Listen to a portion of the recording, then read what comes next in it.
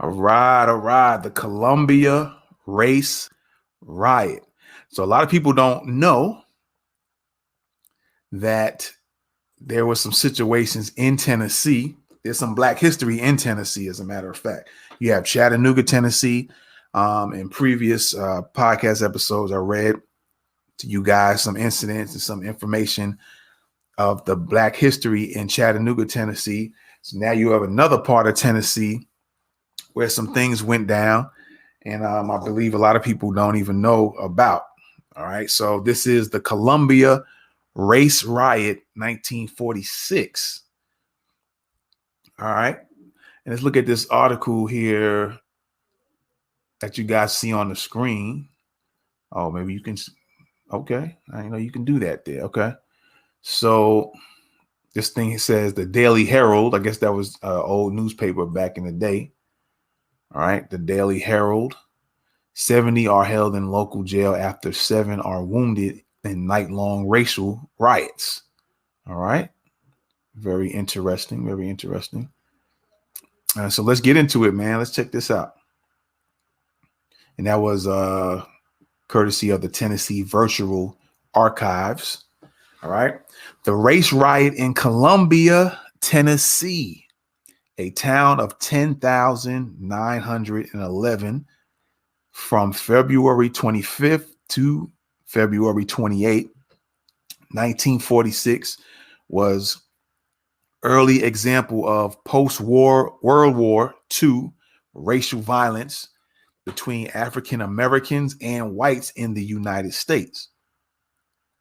On February 25th, 1946, James Stevenson, a World War II veteran, and his mother, Gladys Stevenson, went to the Kastner Knot, a local department store, to pick up the radio that they had taken for repair, not knowing it had been sold to another customer. When Mrs. Stevenson demanded the radio, William Fleming Jr., a store employee, confronted her. Defending his mother, who was being verbally abused, Stevenson began fighting Fleming and threw him through a window, injuring him. All right. From what this looks like, it looks like it was a white employee. And here you have James Stevenson and his mother, Gladys. They're coming to the store to pick up her radio that they had taken in for repairs. And they didn't know that their radio was already sold to somebody else. And so when Gladys, Mrs. Stevenson, demanded the radio, you have William Fleming Jr., who is the store employee. You can kind of visualize how that went down. Some mouthing off went on, going on between the two. And of course, James didn't like the fact that this guy was talking to his mom crazy. So James grabbed William and threw him through the store window. So I guess this was the thing that set everything off in Columbia, Tennessee. All right. So after James threw William Fleming Jr. through this window before, mouthing off at his mom, of course, William Fleming Jr. got injured, and James and his mother were arrested and charged with disturbing the peace. All right.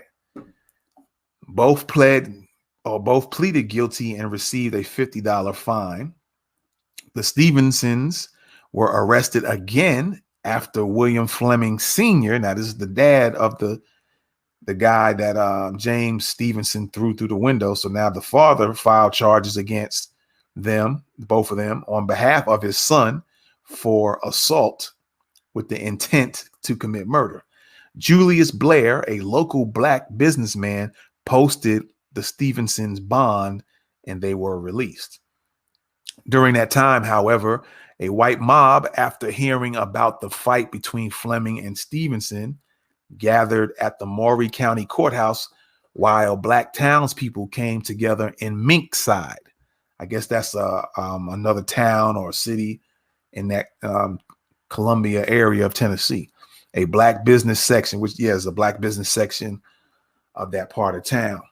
Concern about the fight and the possibility of mob violence against the entire Black community prompted many of them to arm themselves. So you have these Black people were making sure that they don't get harmed, so they ready to arm. They went and armed themselves just in case. All right. Now this is Tennessee. You would never thought this type of history ever actually went down, but it actually did. They decided to turn out the lights in Mink Slide. Mink Slide. It must have been a typo earlier. So it's called Mink Slide. A lot of you guys might be familiar with that wording from Tariq Nasheed. All right.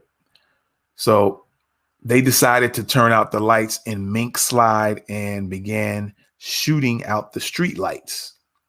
Hearing the gunshots, the Columbia police chief sent 4 patrolmen to Mink Slide. When the police arrived, Blacks blocked their entry. More shots rang out and the 4 officers were wounded. Following the shooting, Tennessee State Safety Commissioner Lynn Bomar led other police officers and state highway patrolmen into Mink Slide.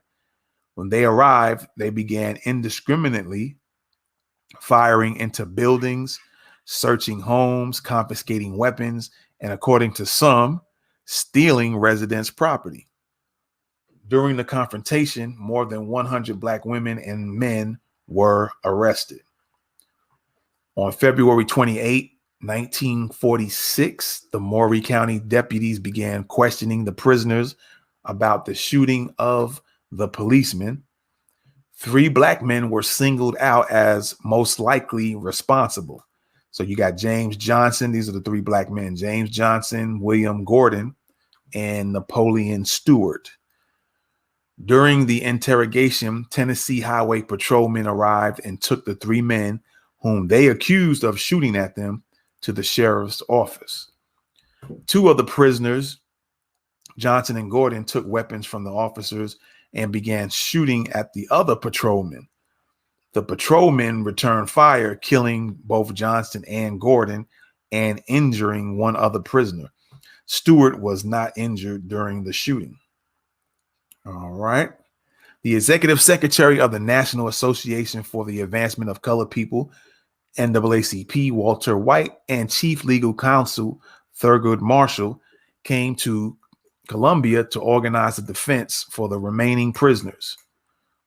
They brought in attorneys Z. Alexander Luby of Nashville and Maxwell Weaver of Chattanooga for the upcoming trial. 25 Columbia Blacks were tried on charges of shooting at white policemen in nearby Lawrenceburg, Tennessee. On October 4th, 1946, an all-white jury surprisingly found only 2 of the 25 Blacks guilty, and the charges were later dropped. One reason for the verdict: many whites in Lawrenceburg felt embarrassed that trial had to occur in Lawrenceburg instead of Columbia, where the riot occurred. The Columbia race riot of 1946 foreshadowed the growing militancy of Blacks that would be seen in the numerous urban uprisings of the 1960s. All right, so there you go. There's another Black history fact and information there that I'm sure a lot of people didn't know. All right.